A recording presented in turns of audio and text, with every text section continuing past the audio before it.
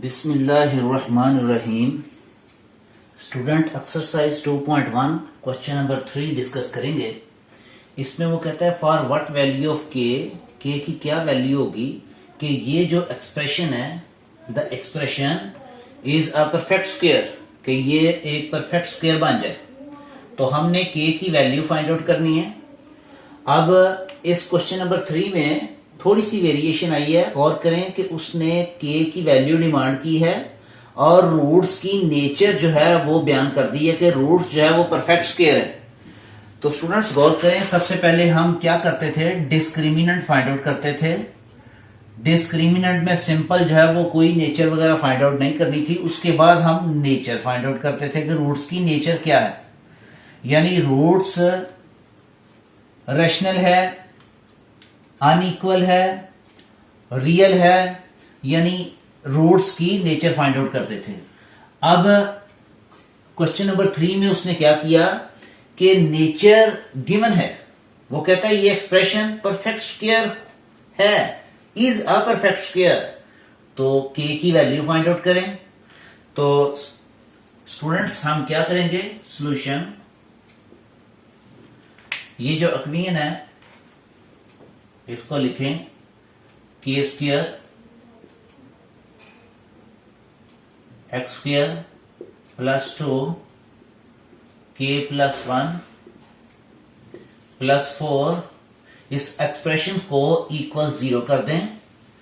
Reason क्या है, या तो इस तरह के आप excuse me,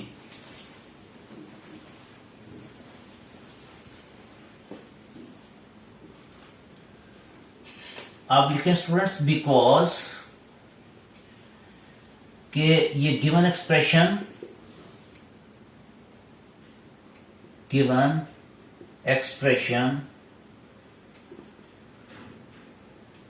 is a perfect square.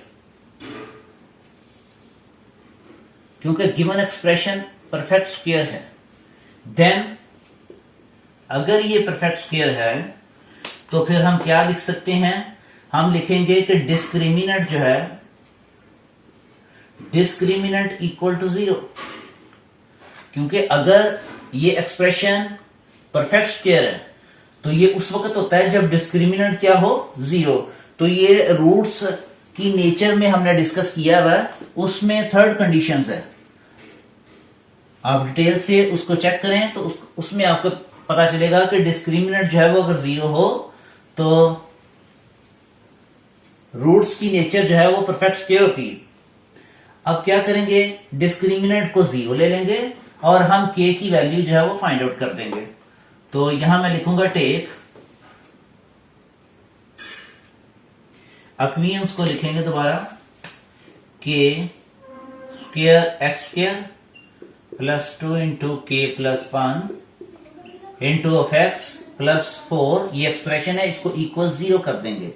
Here a equal k square, b equal 2 into k plus 1 और c इक्वल 4। ये स्टूडेंट्स ये a b c की वैल्यू हम कंपेयर करेंगे। अगर क्वाड्रेटिक इक्वेशंस में हमें पता है कि a जो है वो कोफिशिएंट ऑफ एक्स स्क्वायर होता है, b जो है वो कोफिशिएंट ऑफ एक्स है और c क्या होता है, कांस्टेंट्स। तो as we know discriminant equal b square minus 4ac। हमें पता है कि डिस्क्रिमिनेंट जो है वो उसका फार्मूला ये होता है b square minus 4ac, और ये डिस्क्रिमिनेंट जो है वो क्योंकि इक्वल है 0 के, ये इक्वल 0 है। यहां ब्रैकेट में आप इसको यहां लिख सकते हैं कि गिवन, कि ये गिवन है कि जब रूट्स की नेचर परफेक्ट स्क्वायर होगी तो डिस्क्रिमिनेंट 0 होगा। तो यहां वैल्यू लगाएंगे स्टूडेंट्स, हम b की वैल्यू लगाएंगे। आपके सामने है 2 into k plus 1 whole square minus 4, a की वैल्यू के स्क्वायर और c की वैल्यू हमारे पास है 4 इक्वल 0। ये जो स्क्वायर है 2 के ऊपर आएगा तो ये हो जाएगा 4 और k प्लस 1 के ऊपर भी स्क्वायर लिखेंगे माइनस ये स्टूडेंट्स इसको सिंप्लीफाई करेंगे यानी 4 को 4 से मल्टीप्लाई करें तो आपके पास आंसर आएगा 16 यानी 16k स्क्वायर इक्वल 0। अब नेक्स्ट क्या करेंगे, a प्लस बी का स्क्वायर ओपन करेंगे, ये 4 ऐसे रहने दें,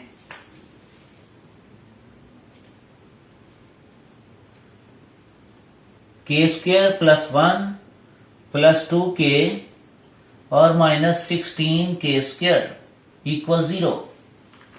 स्टूडेंट देखें यहां k प्लस 1 का स्क्वायर है तो आपको पता है a प्लस बी का स्क्वायर जो है वो फार्मूला यहां अप्लाई करके मैंने इसको सिंप्लीफाई किया। 4 को मल्टीप्लाई करें आएगा 4k स्क्वायर प्लस 4, पहले इसको k स्क्वायर से फिर 1 से और फिर इसको 2k से मल्टीप्लाई करेंगे तो ये आ जाएगा 8k minus 16k square equal 0।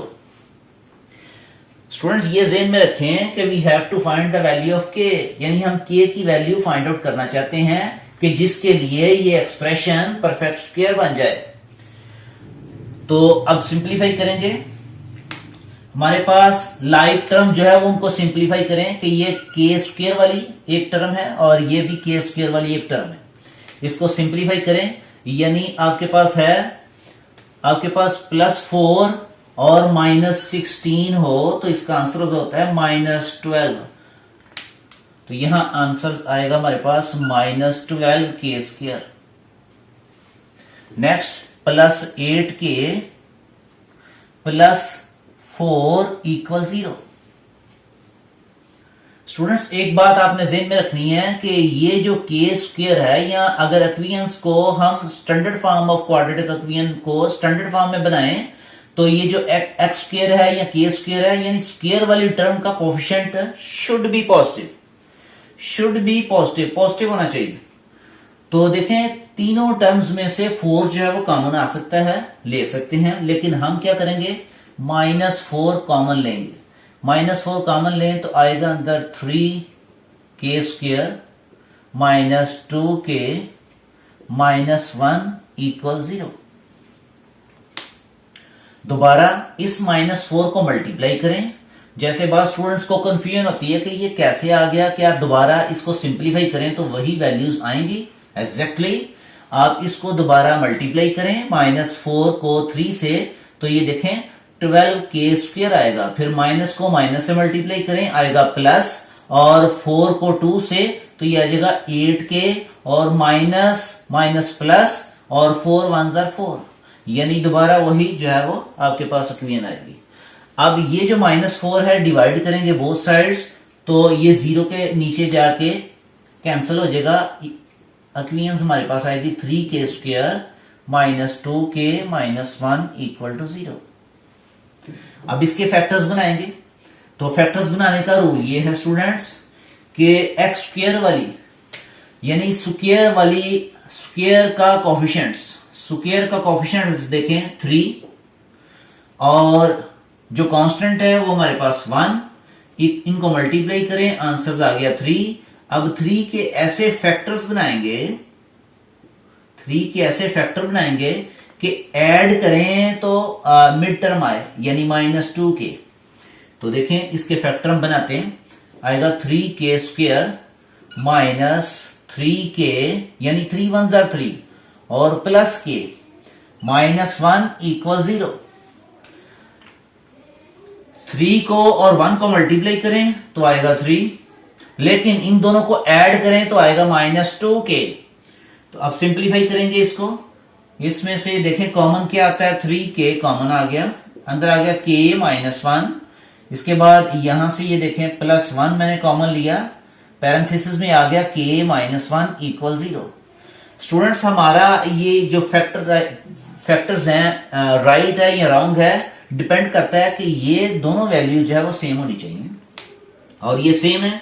तो अब हम क्या करेंगे k -1 फर्दर कॉमन लेंगे क्योंकि ये k -1 और ये भी k -1 दरमियान में प्लस, तो कॉमन लिया तो ब्रैकेट पैरेंथेसिस में आएगा 3k+1 इक्वल 0। देखें दोनों फैक्टर्स की प्रोडक्ट इक्वल है 0 के, तो हम क्या करेंगे स्टूडेंट्स, k-1 इक्वल 0 और 3k+1 इक्वल 0, दोनों को इक्वल 0 करके यहां से k की वैल्यू निकाल लेंगे। यहां k की वैल्यू आ गई 1 और यहां से k की वैल्यू आ जाएगी, यानी 1 को राइट साइड पे लेकर जाएं तो माइनस का हो जाएगा और उसके बाद k की वैल्यू आ जाएगी -1/3। स्टूडेंट्स एंड पे ये देखें k की वैल्यू हमने फाइंड आउट करनी थी, तो ये k की इन वैल्यूज के लिए गिवन एक्सप्रेशन जो है should be a perfect square, ये यकीनन परफेक्ट स्क्वायर होगा। तो लास्ट पर हम लिख देंगे hence roots will be perfect square, roots जो है वो परफेक्ट स्क्वायर होंगे, परफेक्ट स्क्वायर इफ कब परफेक्ट स्क्वायर होगा, k की कौन सी वैल्यू के लिए, k इक्वल टू 1 और -1/3। ये k की वैल्यू स्टूडेंट्स आप इस एक्सप्रेशन में पुट कर दें, उसको बाद में फिर सिंप्लीफाई करें, उसका डिस्क्रिमिनेंट लें, तो जो आंसर आएगा वो परफेक्ट स्क्वायर की शक्ल में आएगा। यानी वो किस शक्ल में आएगा, वो ये आएगा 4 0 यानी 0 1 4 के बाद परफेक्ट स्क्वायर 9, यानी इस तरह की वैल्यूज आएंगी कि जिसका अंडर रूट लें तो एक होल नंबर आ जाए। स्टूडेंट्स उम्मीद रखता हूं ये क्वेश्चन नंबर 3 जो है आपको मैंने डिटेल से जो है वो एक्सप्लेन किया, अंडरस्टैंड कर गए होंगे। Thank you, Allah Hafiz.